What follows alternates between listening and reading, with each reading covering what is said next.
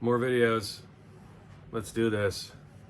Always time for more videos, right? Especially when you have the summer off. You don't have to worry about going to work. It's a nice feeling. Being a teacher does have its benefits. Yes, you're constantly sick.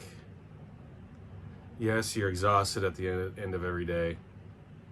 Yes, you have to deal with insane kids and parents all day, every day. But then you do have summers off. And long Christmas breaks too, which is nice. And long spring breaks, so it's not all bad. But forget about all that.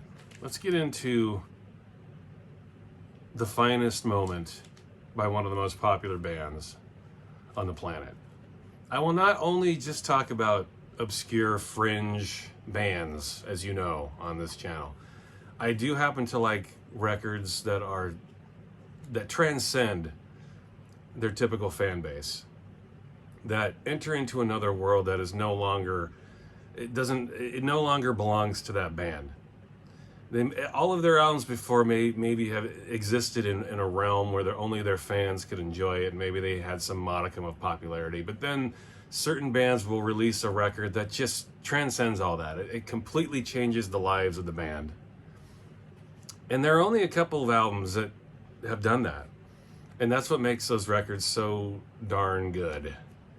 Another example I can think of is like Depeche Mode, Violator. I feel like Violator is the one record by Depeche Mode that just transcends and extends beyond anything that they could have ever dreamed of.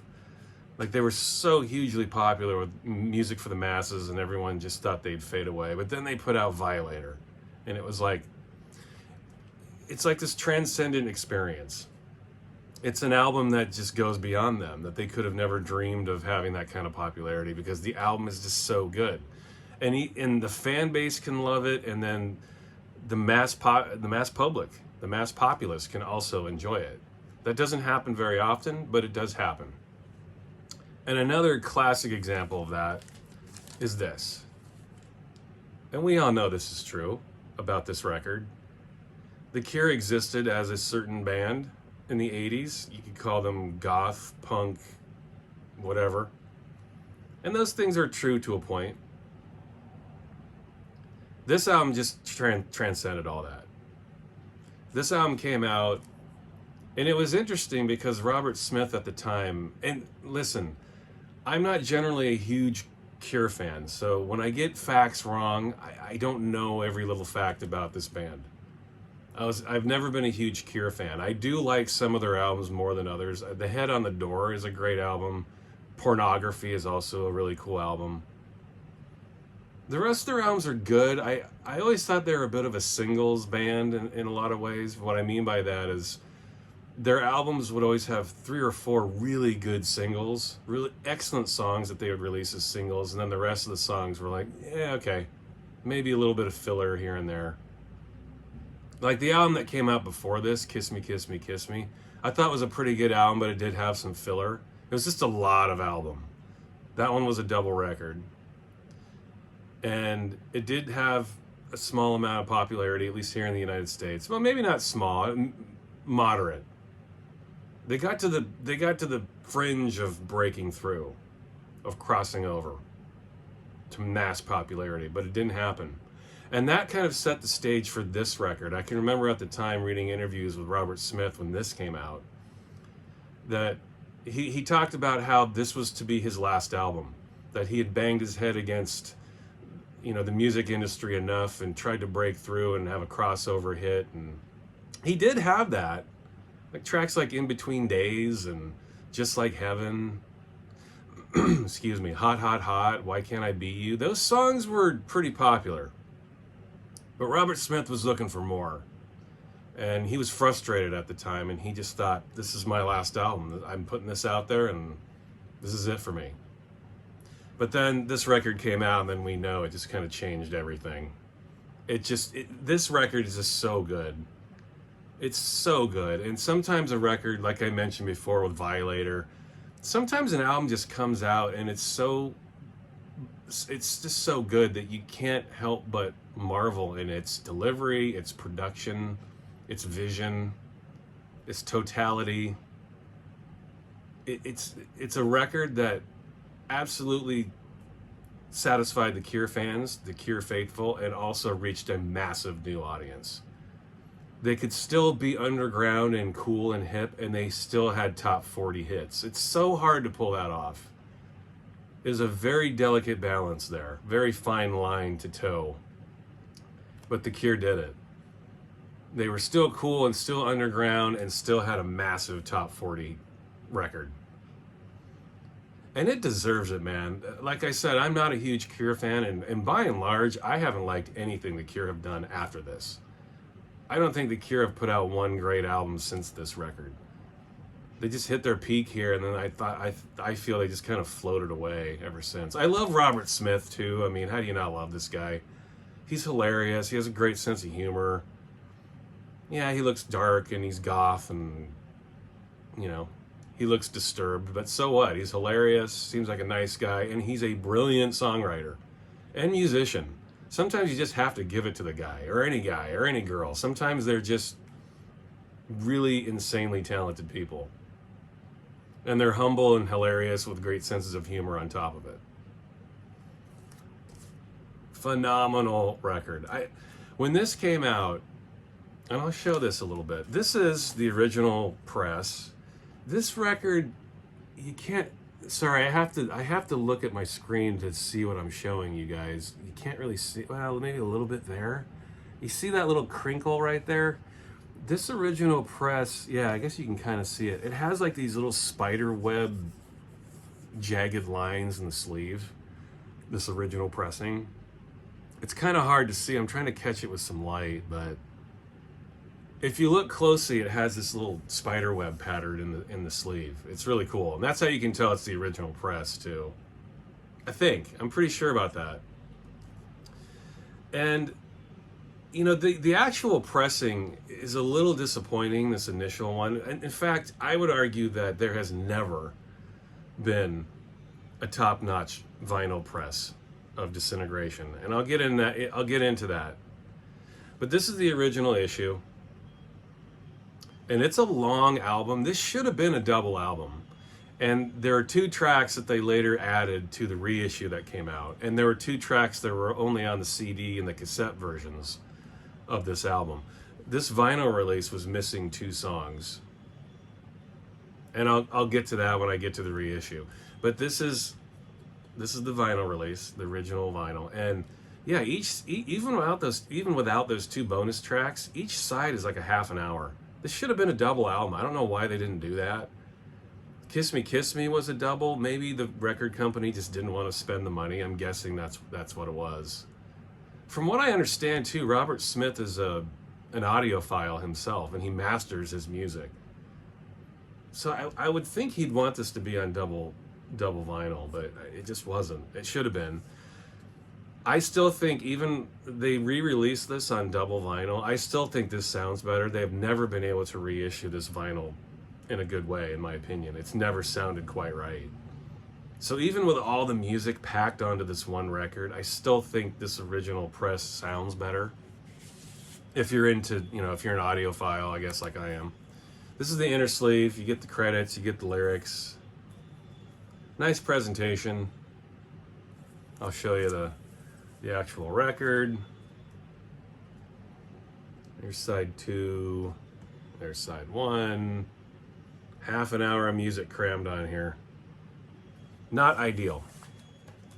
However, this original press does sound pretty good.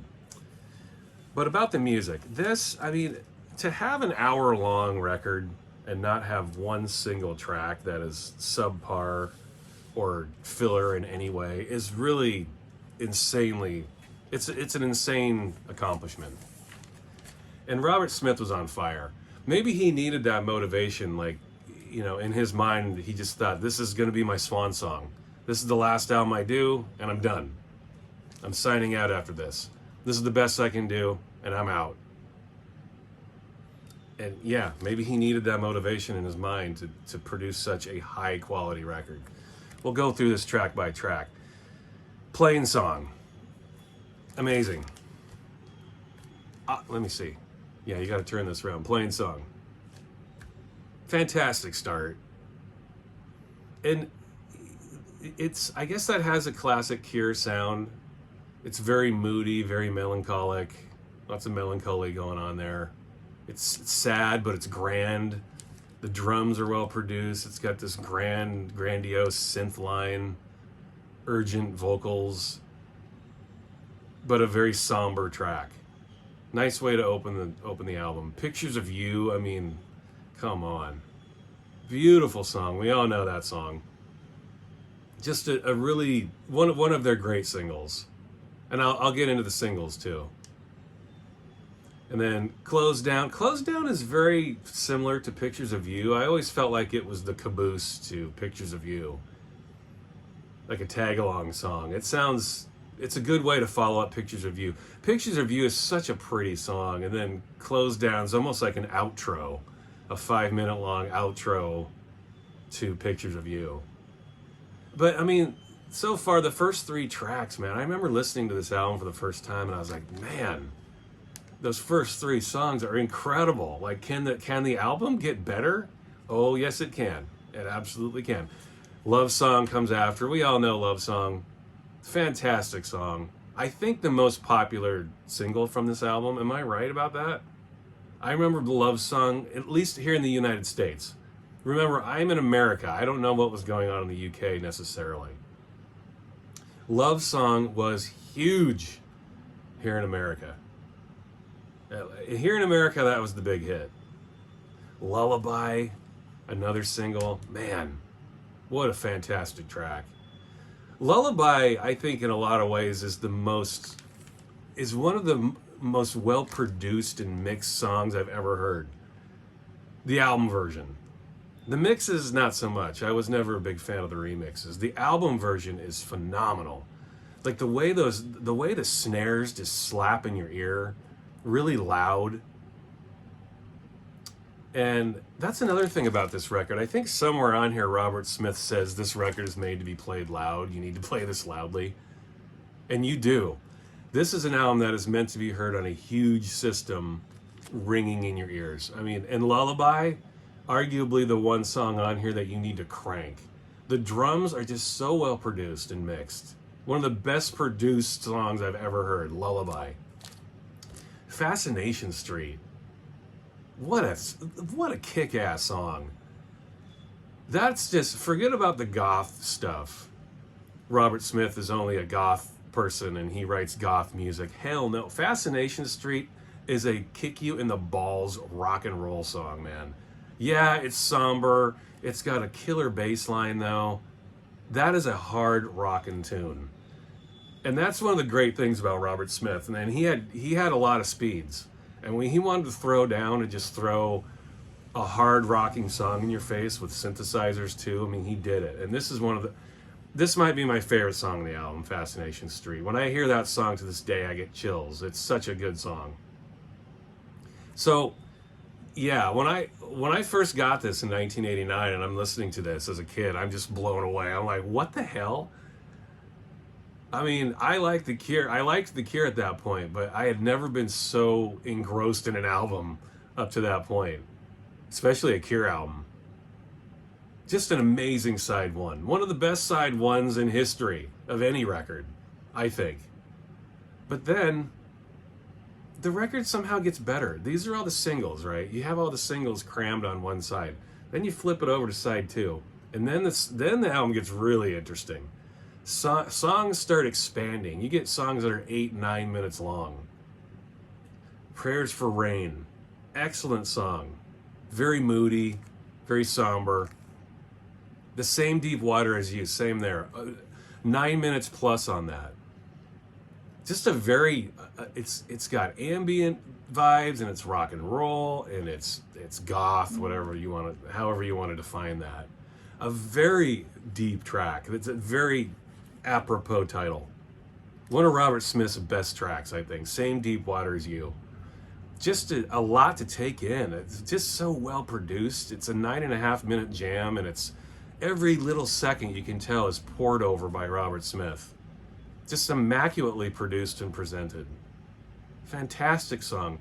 Then you get my favorite, okay, maybe not Fascination Street's my favorite. Disintegration, I think, is my favorite.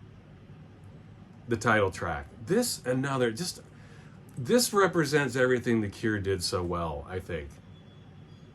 It's again, it's very moody. I know I keep using that track, but The Cure are moody, right?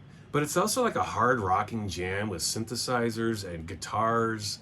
Robert Smith's vocals are on fire. I've always thought, like, if people ask me, if people were to ask me, like, what song should I go to with The Cure if I wanted to get into them, I would say this. Disintegration, the song. The whole album, obviously, but also the song. Amazing song.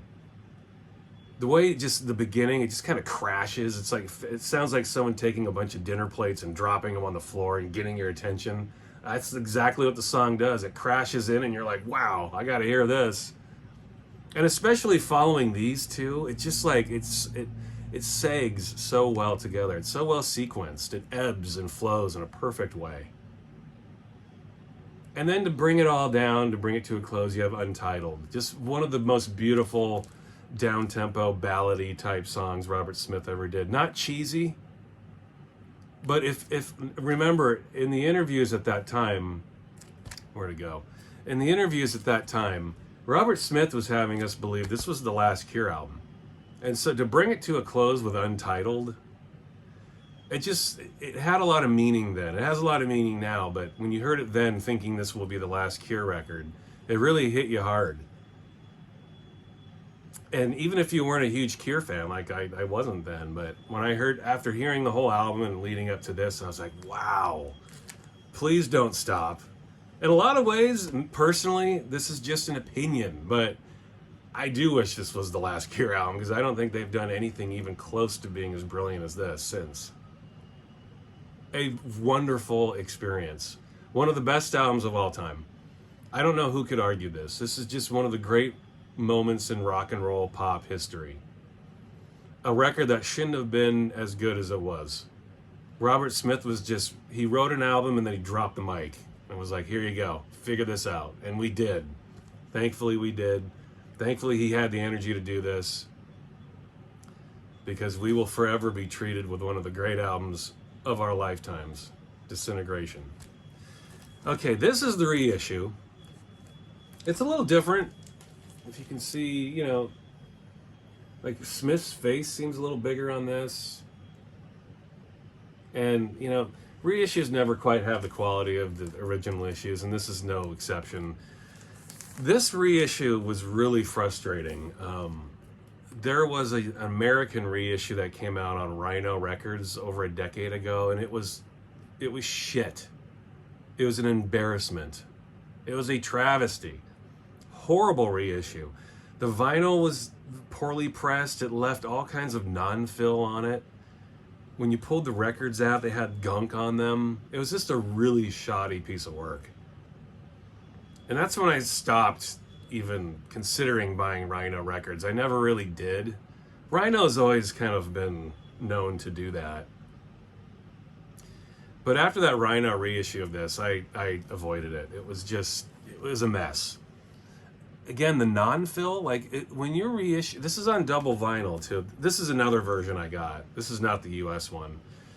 But when you're reissuing a record on double vinyl that used to be single vinyl, you want to use the whole side of vinyl. You don't want to just use half of it and then have that much dead wax. What sense does that make? You're putting it out on double vinyl so the record can the songs can stretch on the record.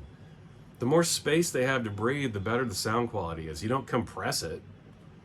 And that's what the original US Rhino issue did. It was just an embarrassment. And it's Disintegration, man. You don't fuck with this album. You just don't do it. You do it right the first time.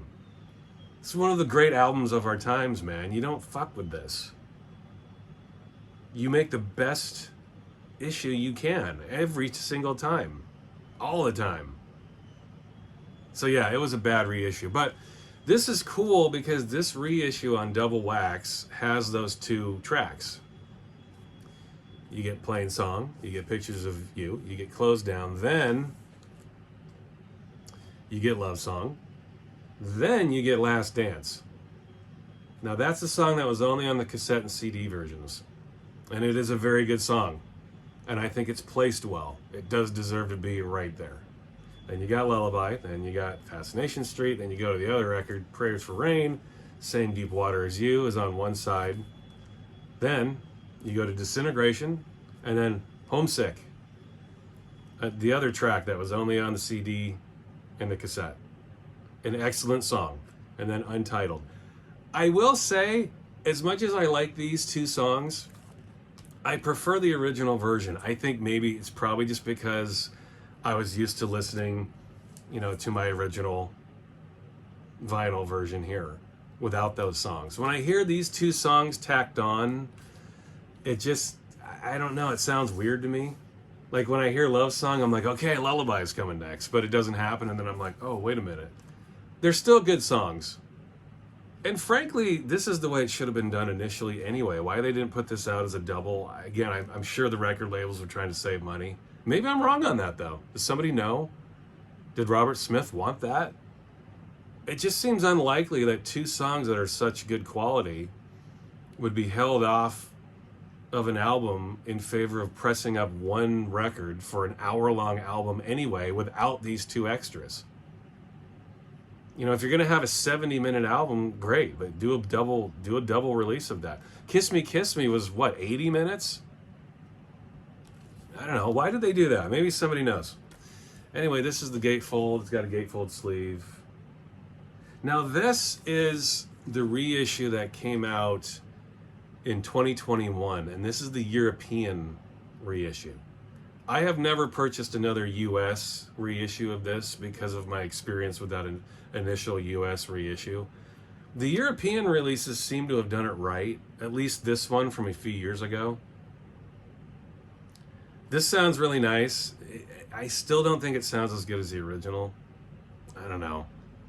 New vinyl presses, I don't know, they just don't seem to do it right. There's always something missing. It sounds very compressed. Quite frankly, it just sounds like a CD being pressed to vinyl and then the volume cranked up. That's kind of what this sounds like. It's not a terrible sound, but I still would prefer the original record with all of that music compressed on one side. I think it still sounds better. This is the inner sleeve. The inner sleeves are really nice. This is for record one. You get some credits. You get all the lyrics. And it's presented, the songs are presented in the new track order, even with the added song.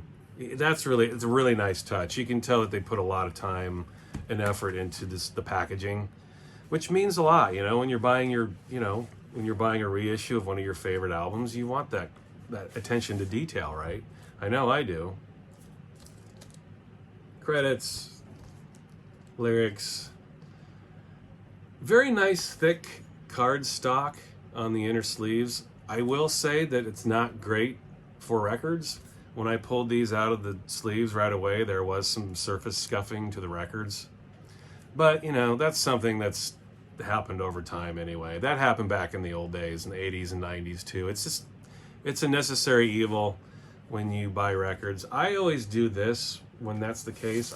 I buy these Japanese style inner sleeves, these poly inner sleeves with these rounded edges. These preserve your records very well, and because of the rounded edges, I'm getting into some vinyl care here, but because of the rounded edges, you can put them in like that, and they fit very nicely, and they don't tax or expand the original printed inners at all. They don't split. It's like you're not cramming it in there. They fit very nicely in there, and they protect your records way better than these thick card sleeves will. You just don't want paper of any kind touching your records over time. It just scuffs them. You want those poly inners. It's makes all the difference in the world when you're trying to preserve your records. And I speak from experience. I'm not just throwing that out of my ass. I mean, it's the truth. It helps. So let's get into the singles. This is Fascination Street. I remember at the time, and again, someone correct me if I'm wrong, but this was the lead-off single here in the United States. I heard somebody say once it was Lullaby, but that's not true. And at least here in the US, this was the first single. Now, I will say, I remember Fascination Street and Lullaby getting released really close together. It was weird. Like, they put this out, and like a couple weeks later, or even maybe a month later, Lullaby came out. And then the album came out a few weeks after that. So within a month, there was like a bunch of new Cured stuff. It was this and Lullaby, and then the album. Again, what a fantastic song. Fascination Street, man. This is a promo. This is what the U.S. markets did when there was a promo. They would stamp that on there. Here's the label. Not much to see, you know, pretty standard label. You get a couple of excellent B-sides with Babel and Out of Mind. Nice track. I mean, I think Babel could have possibly been on the album. It's that good. Some really excellent B-sides going on here. This is such a kick-ass song. Love this song. I mean, just a hard rockin' song. I mean, if you didn't know any better, you came out of a closet, you'd been locked in for years, and the only bands you knew were from the 60s and 70s. Like, this could be a Jimi Hendrix song, man. It's like hard rocking, deeply groovy, awesome vocals. It's a kick-ass rock and roll song. Robert Smith had that talent. If he wanted to throw down and rock you, he would. And this is such a good song. Whenever I hear this, it's one of those songs that has like a fail-safe button. I can't turn it off. Like, oh, Fascination Street's on. I gotta listen to this. And the extended version's good. This is the same version that ended up on the Mixed Up album, the remix album they did after this, which is also really good. You should pick up Mixed Up. I'm sure you all have that. Nice extended mix. Almost 9 minutes of more rocking, more grooving. I prefer the album version, but this mix it's awesome. And not really a club remix. It's just more of like a standard old school extended mix. You feel like it's just more of the album mix, not like a dance mix, you know. Now this is the next single. This is a promo of Lullaby. I don't have the actual picture sleeve version of this. The picture sleeve version, at least here in the US, had live tracks on it, and those ended up on the Entreat album. And as I mentioned in earlier videos from other bands, I'm not really a live album person. I don't listen to live music much. For me, live music is exactly that, live. You need to go see it live, experience the music live, and then leave it alone. I don't like listening to live music at home. It just doesn't do anything for me. So I kept this because it was more of an intrigue to me because it has some remixes of Lullaby on here. This is the US promo. And this is what Elektra, they put out these funky jackets, sleeves, when you play it, say it stickers. This also came out in a classic Elektra, a different Electro sleeve. I'll show that in a minute. But Elektra would put these weird generic sleeves out. Anyway, this has the extended remix of Lullaby. It also has a remix edit and then the LP version. The remix never did much for me here. I mean, it's nowhere near as brilliant as the album version. At all. But this is Lullaby. And sorry for the boring sleeve. I don't have the picture sleeve version of that. I thought I did, but I don't. Kind of a greenish cover. Similar to this, really. It's got a similar look to this. Lots of rough edges and... Alright, this was the next single from the album. This is Love Song, as you can see. And, again, nice B-sides. Fear of Ghosts, particularly.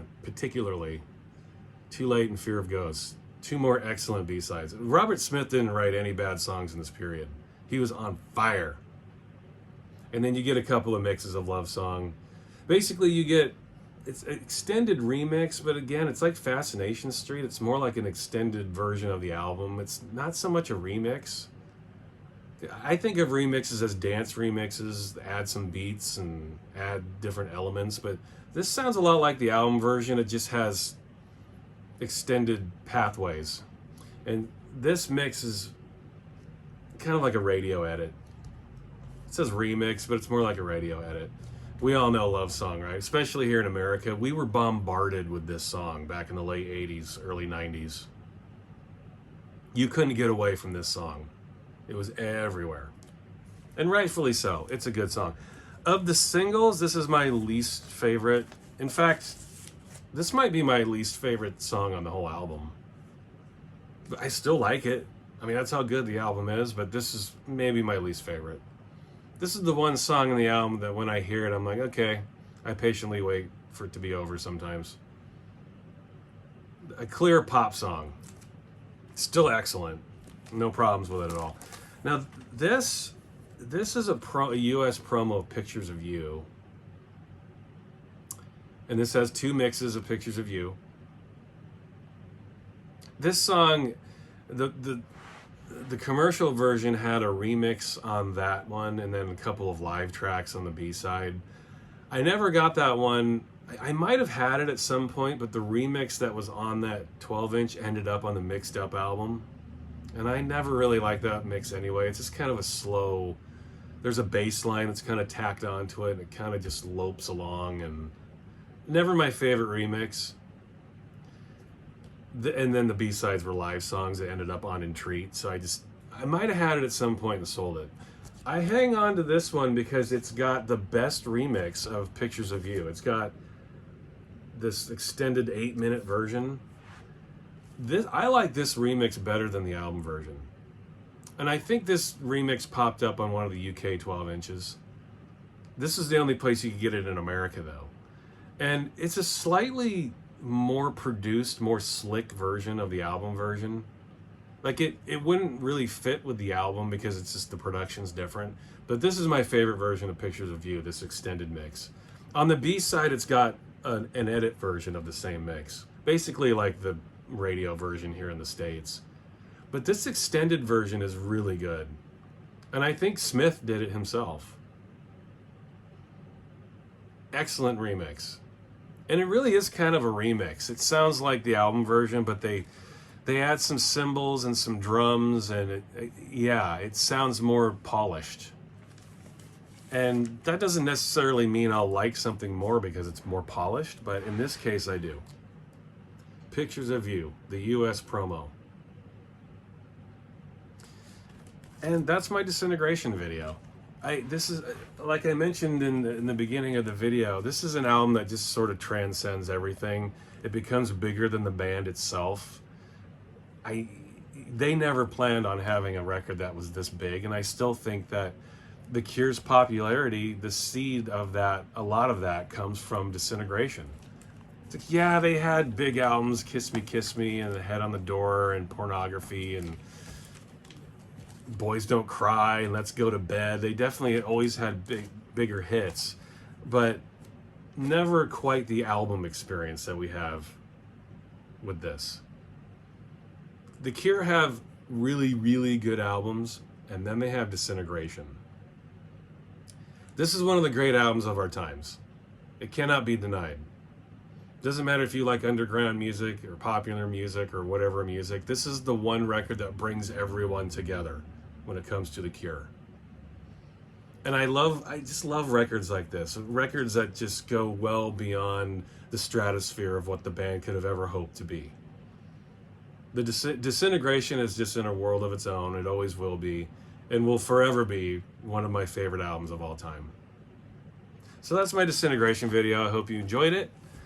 And I have a new series of videos coming up on one of my favorite all-time bands that I hope you check out. Until that happens, I'll talk to you next time.